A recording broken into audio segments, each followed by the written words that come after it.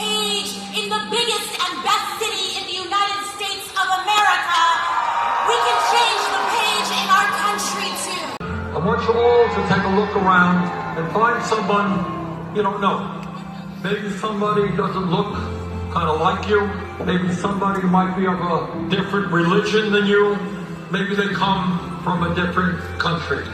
My question now to you is, are you willing to fight for that person as much as you're willing to fight for yourself?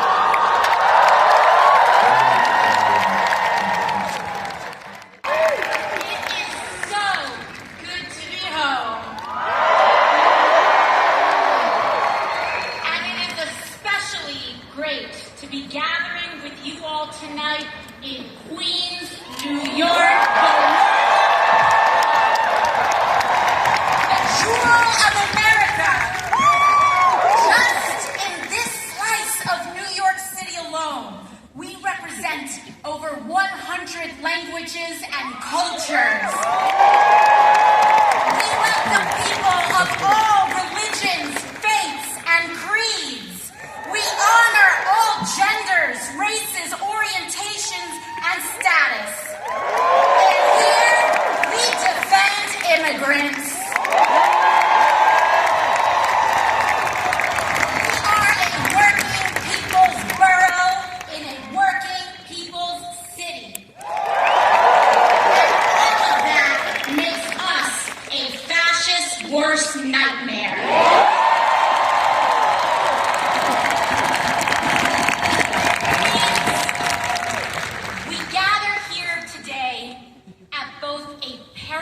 Moment for our country and on the precipice of hope for our city. And it is going to take all of us, but to be honest, it always has. That we are all here in this moment, during this time, is not a coincidence. And it is also not a coincidence that the very forces that Zohran is up against in this race mirrors what we are up against nationally. Both an authoritarian, criminal presidency fueled by corruption and bigotry, and an ascendant right-wing extremist movement.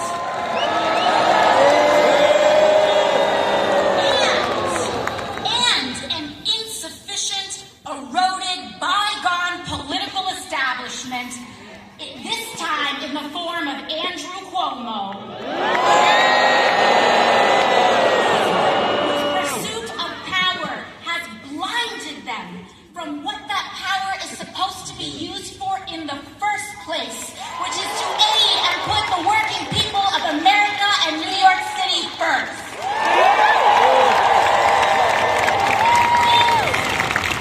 Both of these challenges are fueled and funded by the same billionaire class whose apparent greatest fear is an equitable, affordable, and prosperous nation and city for all, not just the very few. But we have been here before as a city and a country, and we have won before, and we will win again on November 4th.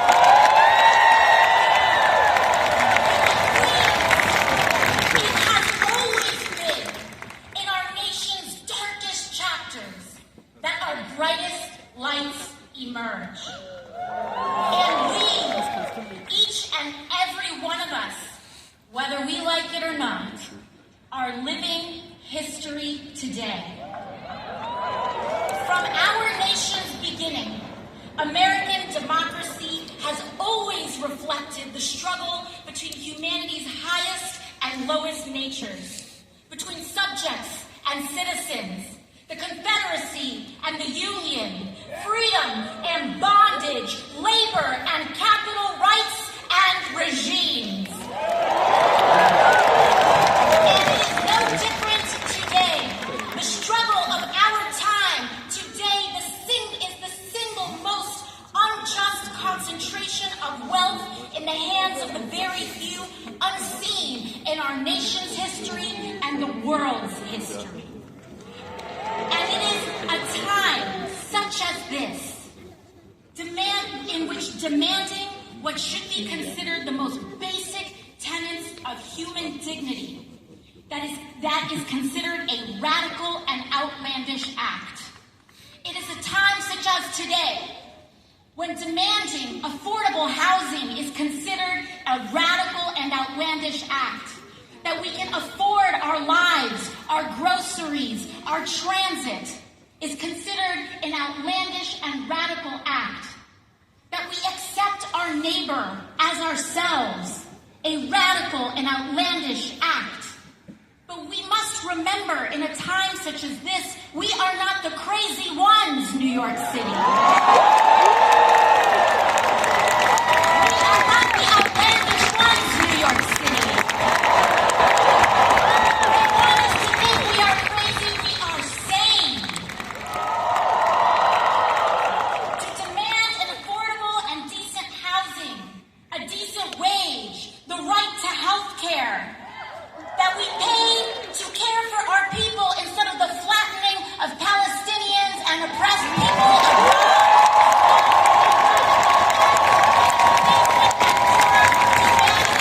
That is why the election of Zohar is as important as our cause today. Childcare, buses, rent, and our rights. Here in New York City, it is the jewel and the center of all that is possible in America. And on November 4th, we will prove that today. We will prove it to the world, and we will prove it to the nation. A loud message to President Donald Trump that his is no good here. We will send a message that to ICE, that secret police do not belong here. And we will demonstrate the heroism that exists in the everyday people throughout our city. Heroism like that we saw last week, a young woman in a polka dot dress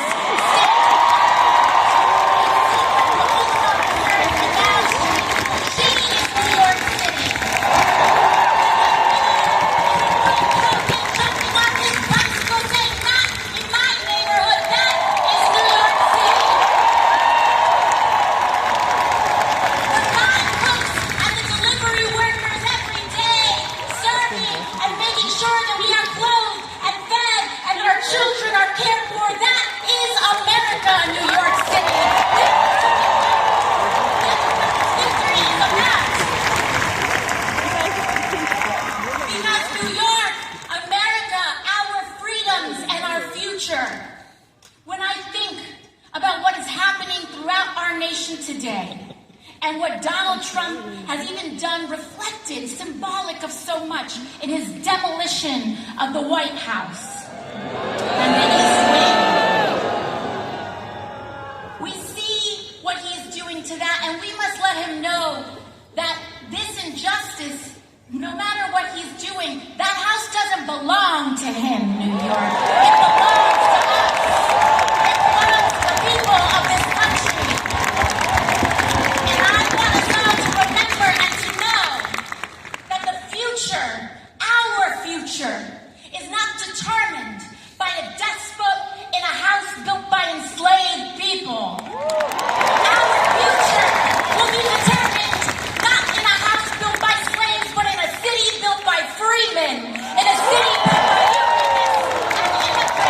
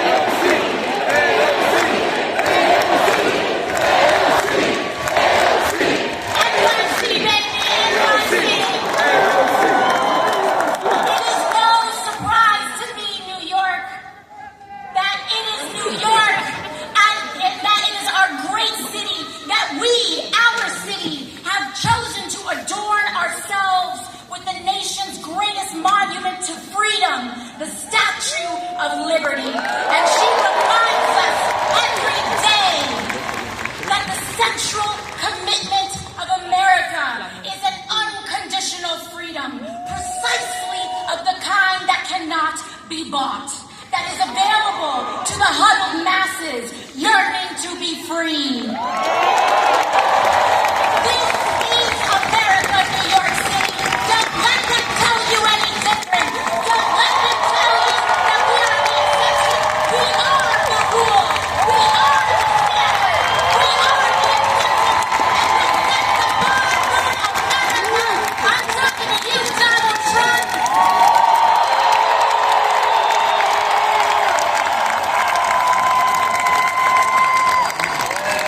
There has been a day before his presidency, and there will be a day after.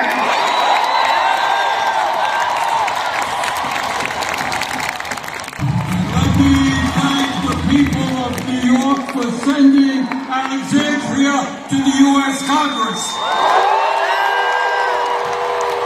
She is not only one of the great members of Congress, she is inspiring working people and young people all across the country. Thank you. Everybody knows that a New York City mayor's race attracts a lot of attention. That's not new. Largest city in the country, you got 8 million people. Everybody is interested in what happens here. But this mayor's race, my friends, is different. It is not just the folks here in New York City who are paying attention. It's not just people all across our country who are watching this race. It is not just the President of the United States who seems to be very, very concerned about who wins this election. The truth is that people all over the world are paying attention to what will happen here a week from Tuesday. Now, why is that? Why has this campaign created such an unbelievable amount of interest, literally all over the world? And the answer is obvious. These are not normal times. This is not a normal election. This election takes place at a moment in American history when we have a rigged economy with more income and wealth inequality than we have ever had in the history of our country. This election takes place at a time when the wealthiest people in America have never ever had it so good, while 60% of people in our country are living paycheck to paycheck, struggling to pay their rent or mortgage, struggling to afford child care or higher education for their kids, struggling to afford health care, struggling to afford decent quality food, struggling how to figure out how they will retire with some shred of dignity after working their entire lives. This election takes place when the United States of America, the wealthiest country in the history of the world, has one of the highest rates of childhood poverty and senior poverty of almost any nation. And when in this rich country, 800,000 Americans including many veterans, are homeless. This election takes place at a time when we have a president who has given $1 trillion in tax breaks to the top 1%,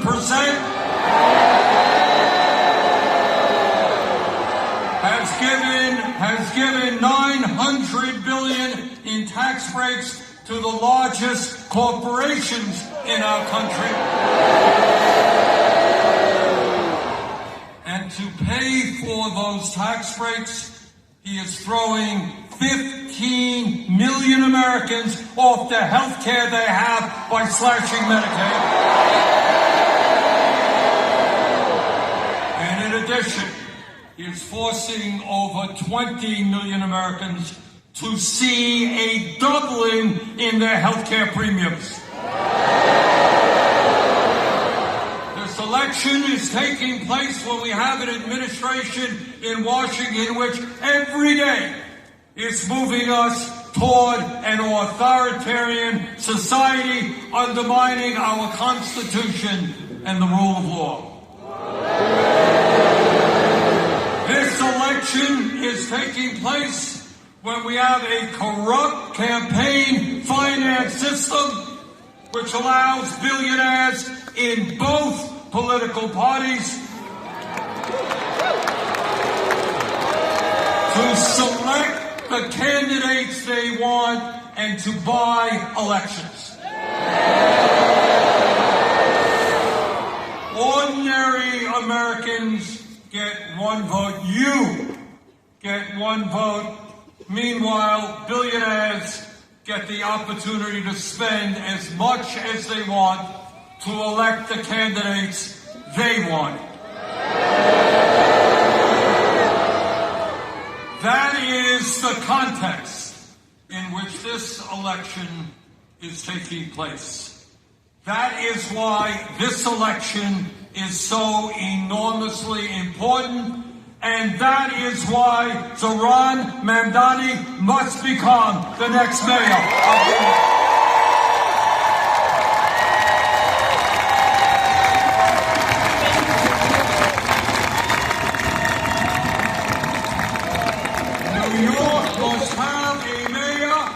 Represents the working families of this city, not the billionaires.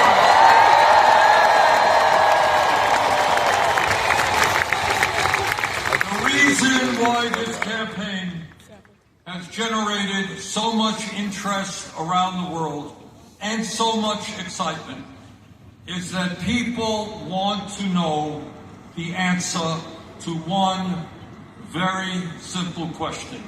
And that is, in the year 2025, when the people on top have never ever had so much economic and political power, is it possible for ordinary people, for working class people to come together and defeat those oligarchs?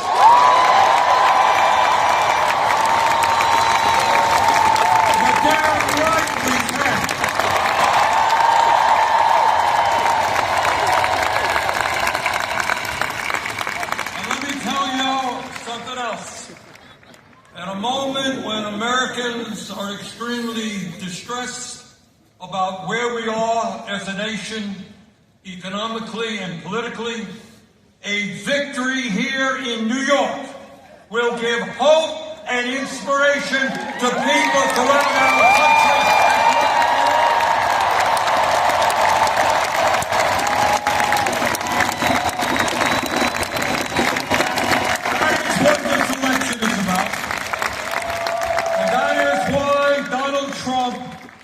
Paying attention to this election.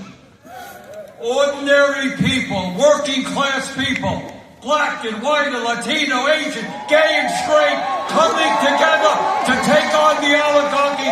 That is Trump's worst nightmare.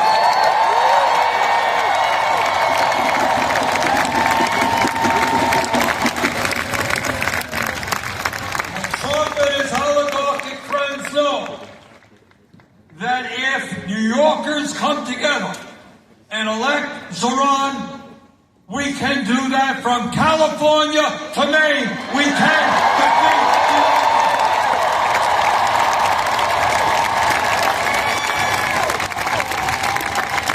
and what the oligarchs fear, what they fear is that people will start understanding that this country belongs to us, not them.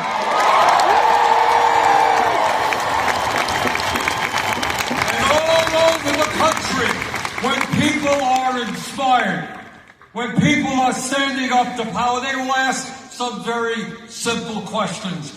Why are we in the United States the only major country not to guarantee health care to all as a human right?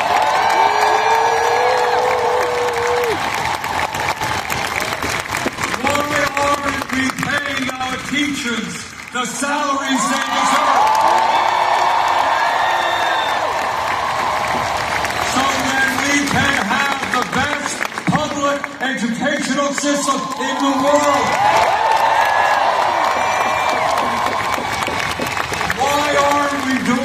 Used to exist in New York and all over this country 70 years ago, make public colleges and universities tuition.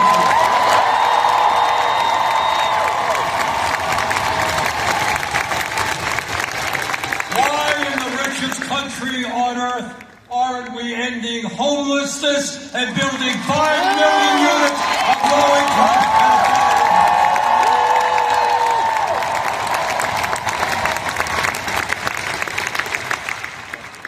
Why don't we make it easier for workers to join unions? And why don't we raise the national minimum wage to a living wage?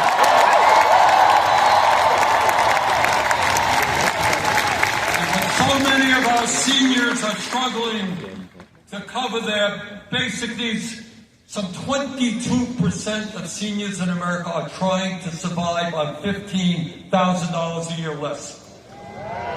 Why aren't we raising Social Security benefits and providing pensions to the workers in this country?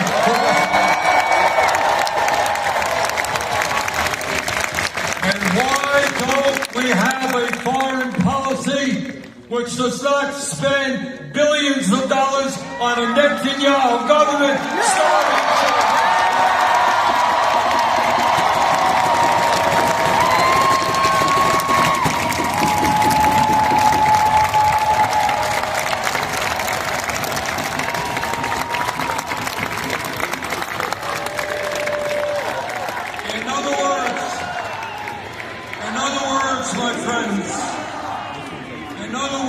My friends, a victory for Zohar will help Americans understand that in the richest country in the history of the world, there is nothing we cannot accomplish.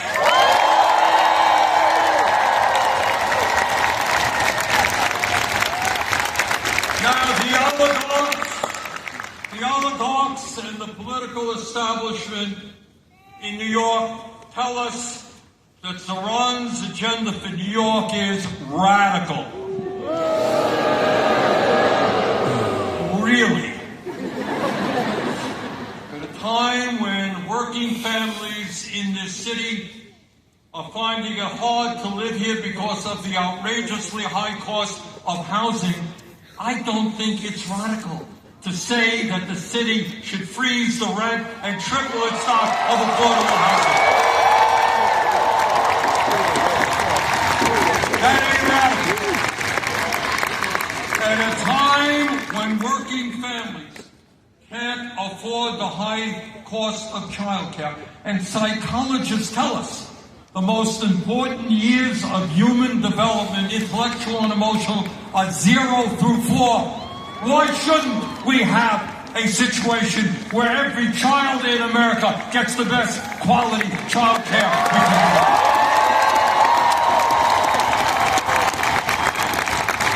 That ain't radical. Taking care of our kids is not radical.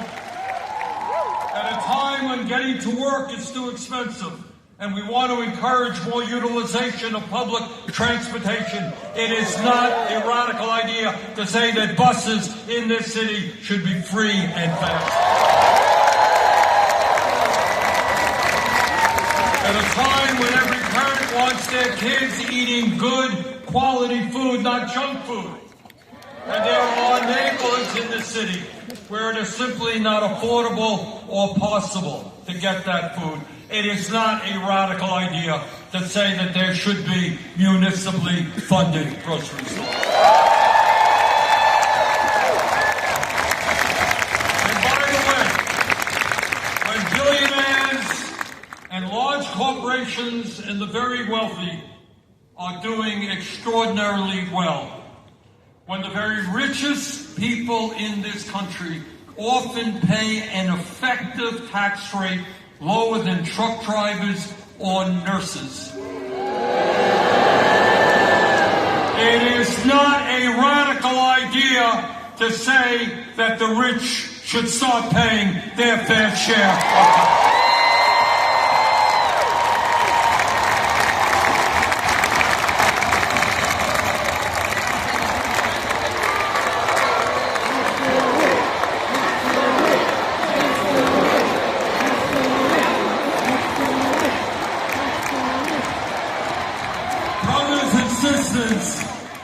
Brothers and sisters, these ideas are not radical.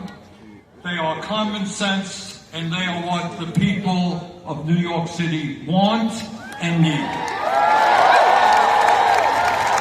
Zohar Mamdani, as mayor, is not going to have all the answers.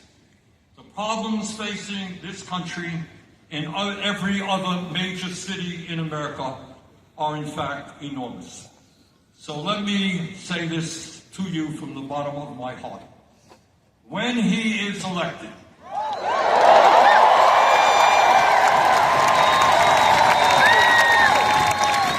your job is not over.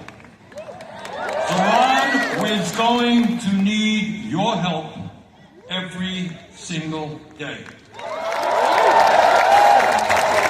In this unprecedented moment in our nation's history, all of us together must act in an unprecedented way. And that means governing New York City and other cities in an unprecedented way. Please do everything you can to work with Zohar in order to make him and his administration the best administration in the history of New York.